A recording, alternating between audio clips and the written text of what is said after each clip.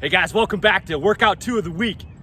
Pumped to be out here, another beautiful day in Duluth, ready to work hard, ready to get outside of our comfort zone, and ready to get better. Let's just take a quick 10 seconds to find our motivation for this workout. Think about your goals, think about gratitude, think about just that energy that you want to bring, and visualize yourself being awesome in these 10 seconds.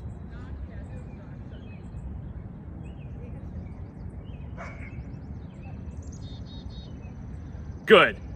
Hopefully you got that vision of yourself as a champion inside of you, because all of you guys have that potential. You all have the potential to be great if you work hard, you bring focus, you bring great energy. You have the ability to be great. You have the ability to be the best you can be. So try to be awesome today. Think about being awesome all day. Be your best self today, and let's get after it.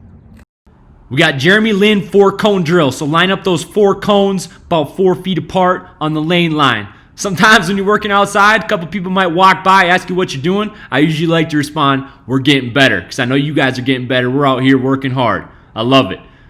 We're going to go 1 pound between each one of these objects. The first one we're going to do is our fake crossover. So right hand down, left hand back, working that fake crossover, enough room between each object so you can work your foot inside. You can do some crossover moves to come. Next one is going to be wiper. So we're going right hand down on these, left hand back, trying to stay in a stance, trying to be ball quick.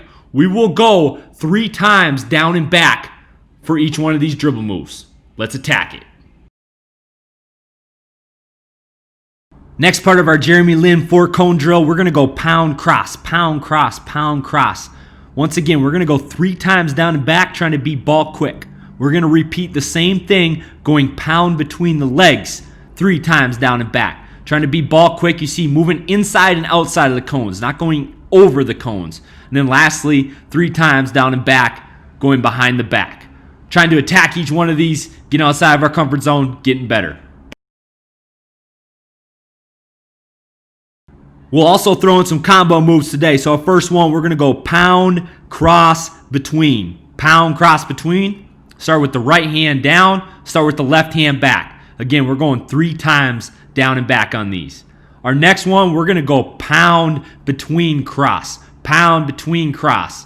Start with the right hand on the way down, left hand on the way back. 3 times. And then our last one, we're going to go 3 times down and back, fake cross to cross. Trying to attack each one of these, being ball quick, break the floor with your pound dribbles. Let's attack it.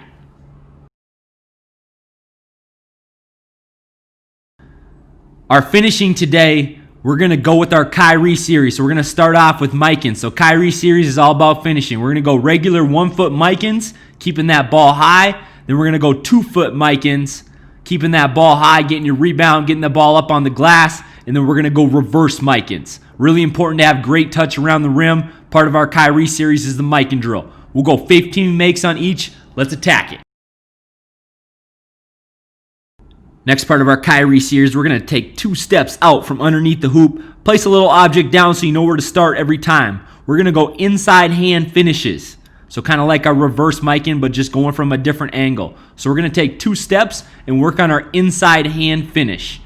Getting that ball up, twisting your body so you can see the ball as it goes through the hoop. So inside hand finishes, you're basically shooting a right hand layup on the left side, a left hand layup on the right side. Then off of that, we're going to do our off step scoop. So you'll just take 1 step and scoop the ball up. A couple great ways to just work on your finishing. Kyrie does this before every practice, makes about 200 makes in different situations.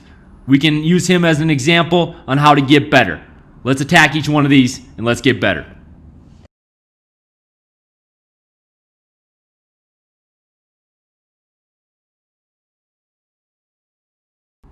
We're going to work on one-on-one isolation series today. A lot of times in our offense, we run some set plays where we clear a whole side so that we got that much more room to attack downhill. So righties, we always go from the left side, so we have that full side of the floor to attack one-on-one. Lefties, it's the exact opposite. We'll clear a guy through and then ISO so you have that full range on your strong hand to get downhill and finish. So we're going to work our lane line ISO series.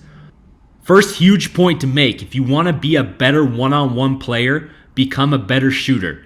If people have to respect your ability to shoot the three-point shot, they have to get up on you, and that's going to open up so many things. So we're going to start by making 5 face-up threes. It's important during this series, righties, you're going to stay on the same side the whole time. Lefties, you're going to stay on the same side the whole time. So everything's just flipped if you're a lefty. We will go 5 made face-up threes.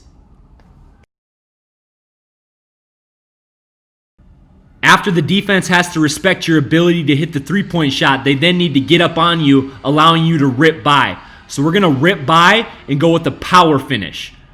Next finish we're going to do, we're going to rip by and do an outside pop finish. So a little bit outside, almost to the lane line where the defense is still on your hip. You just got to get that ball up on the glass and finish. And then we're going to go a spin finish where the defense cuts you off, get to the other side of the hoop, and finish. We'll go 3 times on each one of these. Let's attack it.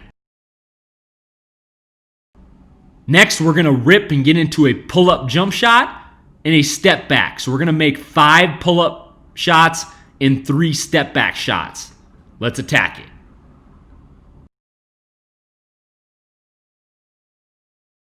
So now the defense might get up on you so that you can't hit the jumper, but they'll also shade your strong hand. So we got to be able to jab step and get downhill. So we're going to go jab into a power finish, jab into a spin finish, jab into a pull-up, and also jab into a step back. You'll see the number of makes on each one of these on the pause screen, making sure we get a great jab step, get the defense off your line of penetration, and attack.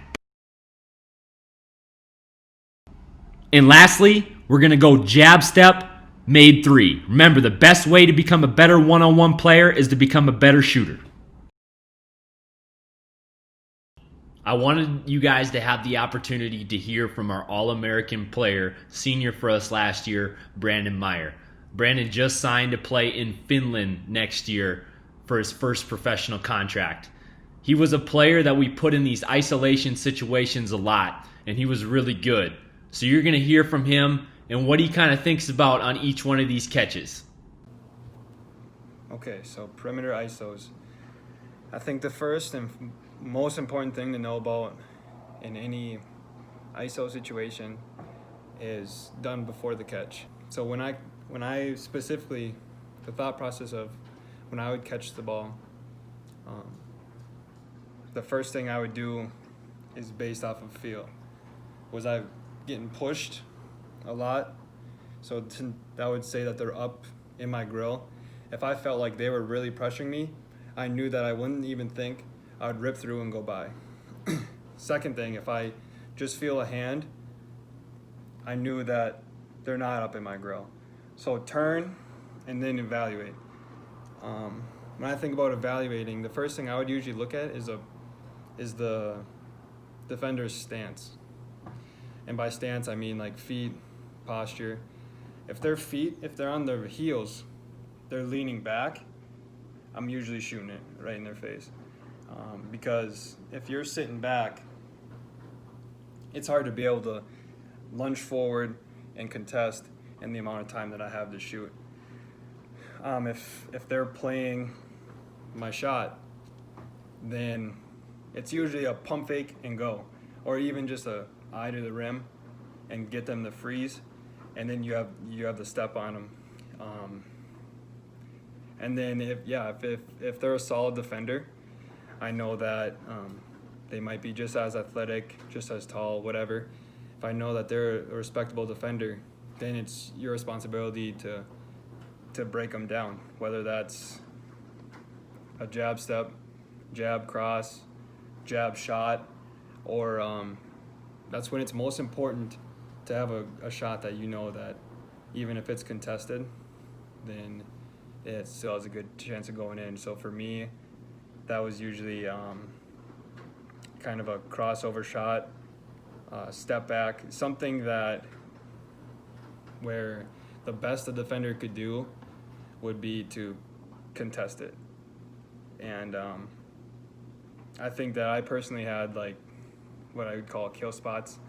If I got to the middle of the lane or to either elbow, it was usually I felt pretty comfortable getting a shot up.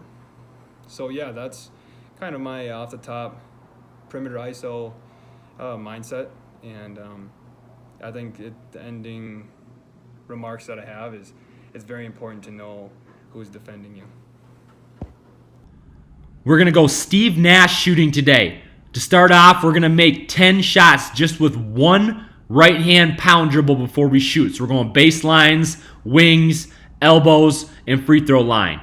After you make 10 on each one of those spots, we're also going to complete the series with one left hand pound dribble. So you're going through the Steve Nash spots twice. First time through is going to be all right hand pounds into a shot. Second time through is going to be all left hand pounds into a shot. Let's get after it and let's get better. Hey guys, great job. Workout 2. Hopefully you had a little bit of fun with our ISO series. If you can become a great one-on-one player, you become a really valuable asset to any team. Someone that can go get a bucket is really valuable, especially at the next level. That doesn't mean we want to sit on the rock and just be an ISO player, but there's certain situations like the set calls that we have where we get that ball and we want our guy to really be able to rip hard or be able to face up, hit that jumper, be tough to stop in a one-on-one situation. You're not going one-on-one the whole time. It's just a one-on-one situation. So it's fun to kind of practice those stuff. Great thing to do is to get a couple buddies and just play some one-on-one, but always have a dribble limit with it. Have 1 dribble limit, 2 dribble limit, 3 dribble limit, whatever it might be. You don't want to be pounding that rock because that's not realistic. You want to get your move, be efficient, and be an efficient scorer. So get outside, play some one-on-one, whatever it might be, just keep getting better. I had a lot of fun today. Can't wait to see you guys tomorrow. As always, go Bulldogs.